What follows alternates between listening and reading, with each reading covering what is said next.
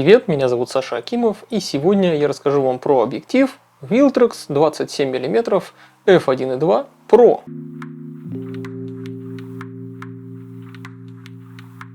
Я уже чуть ранее рассказывал вам про первый объектив из этой профессиональной линейки Viltrox 75 мм f1.2 Pro, собственно. И это действительно могучий боки-монстр. Это объектив с очень удачным фокусным расстоянием, аналогов которого, в общем-то, ни в одной современной кропнутой беззеркальной системе вообще нет. Что у Sony, понятное дело, ни у Fuji нет подобного объектива, и уж тем более у Nikon такого объектива нету. Он единственный в своем роде такой. Ну, мало того, что он вот так вот уникален, он еще и может похвастаться также просто практически божественным качеством картинки. Там фактически полное отсутствие хроматических аберраций, при этом красивая, мягкая, растушеванная бокешка, максимальная открытая диафрагма там f1.2, что я уже неоднократно повторил, но все-таки f1.2 это довольно круто. И при этом это f1.2, оно абсолютно рабочее, то есть ты можешь вообще, обзор у меня на 75 мм есть вот этот вот объектив, вообще ни разу дырку не закрывал, всегда на 1.2 все снимки сделаны, они просто охуенно резкие и красивые. Ну и изготовлен он очень качественно, это действительно вот прям про объектив, с пылелагозащитой, с металлическим корпусом, все сделано просто отлично. Там единственная придирка небольшая, это то, что у него переключатель на мануальную фокусировку сделан, да, из пластика, выглядит это немножко нелепо на таком мощном, крутом корпусе. Ну и вообще оптическую схему и, я так понимаю, стекла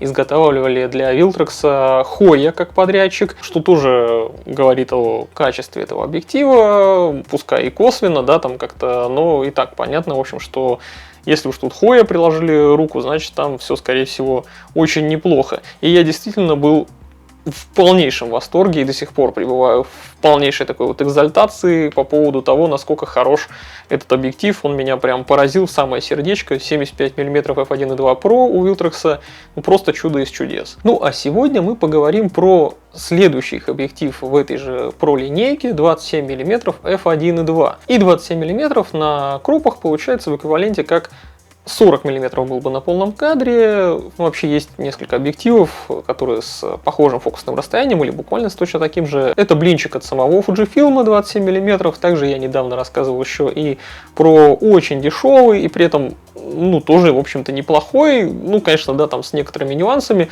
но все же. ТТ Artisan 27 мм f2.8. Но эти объективы, как бы вам сказать, они находятся все-таки на такой волне старых 40-миллиметровых блинов, старорежимных, поэтому они все-таки стремятся больше к компактности, и в этой компактности, опять же, здесь некоторые компромиссы по качеству изображения присутствуют. А вот у нашего сегодняшнего героя Viltrox 27 мм 1.2 Pro, у него компромиссов вообще никаких нет по качеству картинки, это просто вот отбрасываются все какие-либо препоны, какие-то преграды, и просто он с двух ног залетает в охуенное качество. И он хорош настолько, насколько это вообще в принципе возможно. Ну, давайте без спойлеров, мы до картинок еще дойдем, обсудим все там подробно. Давайте сначала объективом, как у меня тут заведено, покажу, как он выглядит, как управляется, что там к чему, и потом уже некоторые картинки рассмотрим.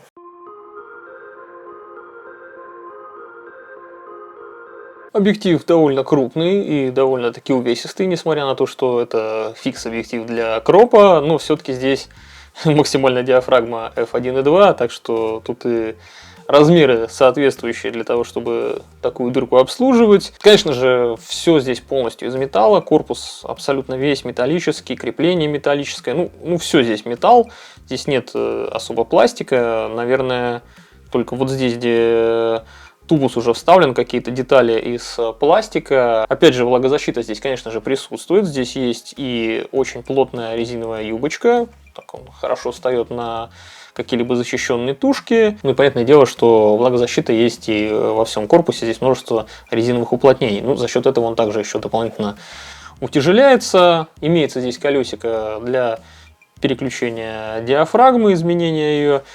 Ну, максимально, как видите, 1.2, я уже это говорил. Щелчки не очень громкие, но присутствуют, и это очень приятно. Я люблю, когда есть щелчки. Широкое, также металлическое, плавное, но оно полностью электронное, то есть крутится в любую сторону сколько угодно, но тем не менее достаточно плавное. Колесико вот это отвечающее за ручную фокусировку. Диаметр светофильтра достаточно крупный, целых 67 мм. И также в комплекте идет бленда. Вот она, кстати говоря, тоже сделана из пластика. Вот это да, забыл я отметить, что она тоже не металлическая. Просто у более простой серии, которая у них есть, там 56 мм, 23, 33, у них у всех бленды металлические, там какие бы они ни были, фигурные или еще какие-то. А здесь они решили, видимо, сделать пластиковую. Но это опять же, как и у 75-ки, мне кажется, скорее с целью немножко облегчить. Потому что если бы она тоже была из металла, то было бы уж совсем, наверное, тяжело.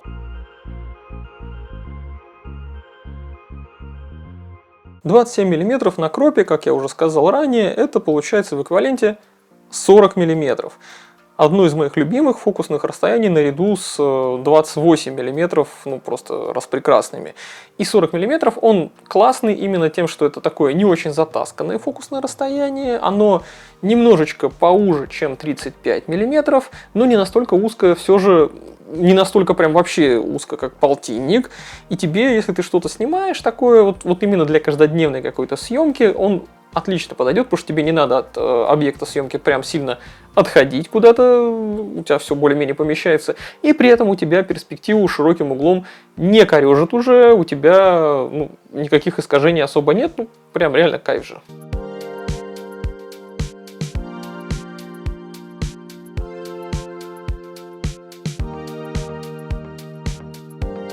И стоит сразу же отметить, что дисторсии здесь действительно практически никакой нет. Она, вот эти все любые оптические искажения, они исправлены на отличненько.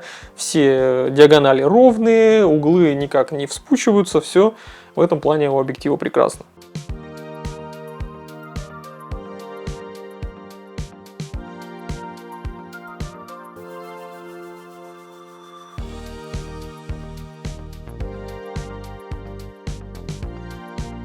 Резкость и детализация, как и в случае с 75 мм f1.2 Pro, и у нашего сегодняшнего героя также запредельно хороши.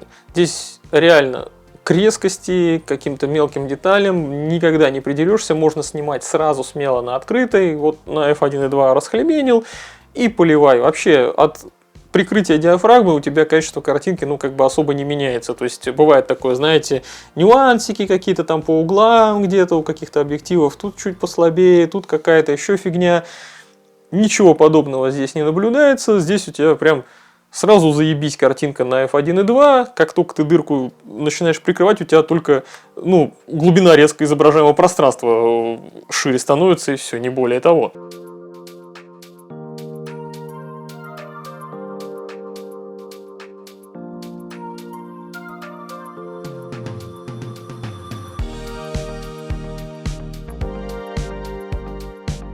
Конечно, понятно, что на f1.2 у тебя будет там виньетирование присутствовать, но оно, во-первых, и в камере нормально исправляется, да и в любом конвертере автоматом это поправить 2 секунды дело, даже, наверное, 1 наносекунду скорее. И резкость с открытой хороша, что немаловажно, она как и при съемке чего-то с близкого расстояния, прям в упор, также и для съемки каких-то более общих сцен она подходит, то есть, резкость вообще окей в любой ситуации на этом объективе.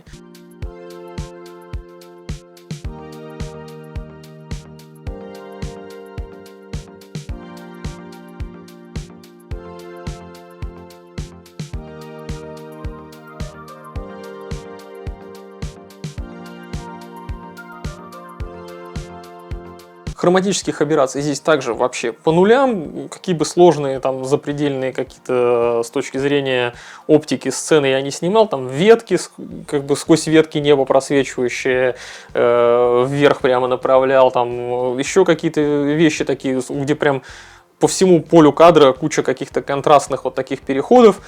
Все исправлено, все прекрасно выглядит, то есть прям реально картинка конфеточка.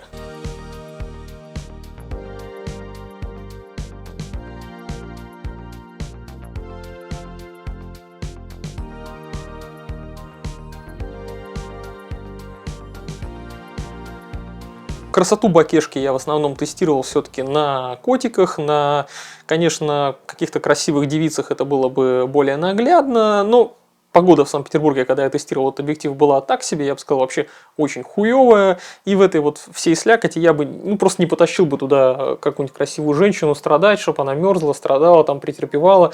Нахрен это надо? Котики никуда не денутся по улице, они шароебятся. Вот их я, собственно, и поснимал.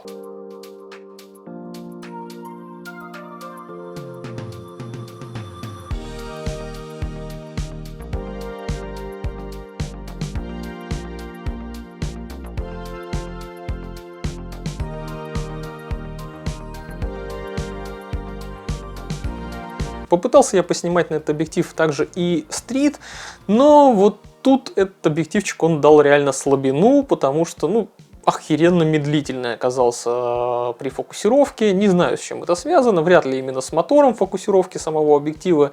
Он там, в общем-то, довольно бодренько шевелится. Нет, это скорее связано было все-таки с какой-то некой недружбой на уровне программном с тушкой, хотя тестировал я его на Fujifilm XS20 к скорости фокусировки, которого у меня вопросов вообще никогда не возникало. Он реально хорошо себя показывал с любыми объективами. Я там Sigma 18-50 мм f2.8 тоже не родную, например, тестировал, и он бодренько с ней работал. Ну вот тут что-то у них, не знаю, с Viltrox этим не задалось, и действительно скорость фокусировки, она бросается в глаза. На 75 мм f1.2 все-таки это не так критично выглядело, здесь со скоростью прям реально проблемки.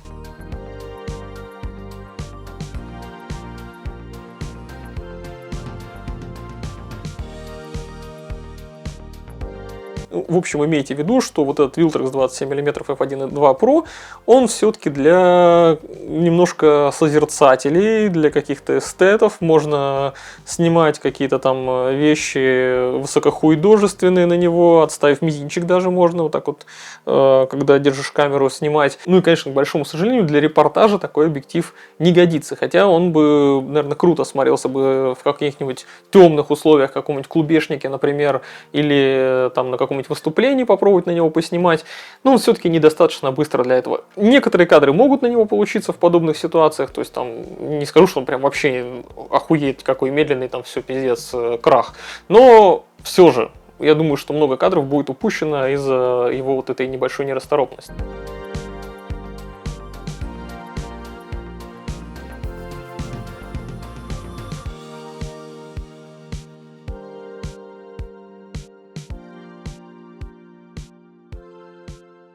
В общем-то, могу сразу вот без каких-либо сомнений, без каких-то оговорок сказать, что это хороший, просто прекрасный объектив, почти что божественный шедевр, как и его собрат, да, вот 75 мм 1.2 ранее, который я обозревал. Чисто с точки зрения вот оптики к нему вообще никак нигде не придерешься, там все очень хорошо. Но есть, конечно же, тут и минусы. Ну, вполне себе очевидные, в общем-то, минусы — это его большой размер и вес, потому что, он огромный. Как-то издревле повелось вообще, что объективы с фокусным расстоянием или с его эквивалентом этого фокусного расстояния 40 мм, они все-таки делаются в форм-факторе блинчика с не очень высокой светосилой.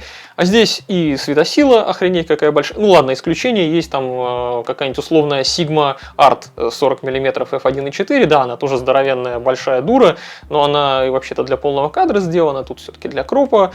В общем, имейте в виду, объектив реально тяжелый, реально большой. Не каждый захочет использовать в какой-то каждодневной рутине такую большую гирю. Хотя по качеству картинки, конечно, он предельно хорош. У того же 75 мм были те же, в общем-то, вот эти оговорки про вес и размеры, но он больше ориентирован для прям такой профессиональной портретной съемки, которую ты не каждый день снимаешь, и ты не все время будешь снимать на объектив с эквивалентным фокусным расстоянием 112 мм. То есть для каких-то портретов он хорош, бокешку он тебе выдаст, но ты потом на другие объективы все равно перепрыгиваешь. А здесь же такое фокусное более универсальное, и не очень-то хочется его менять, хочется побольше на него что-то пощелкать такое абсолютно случайное, да, там в обиходе.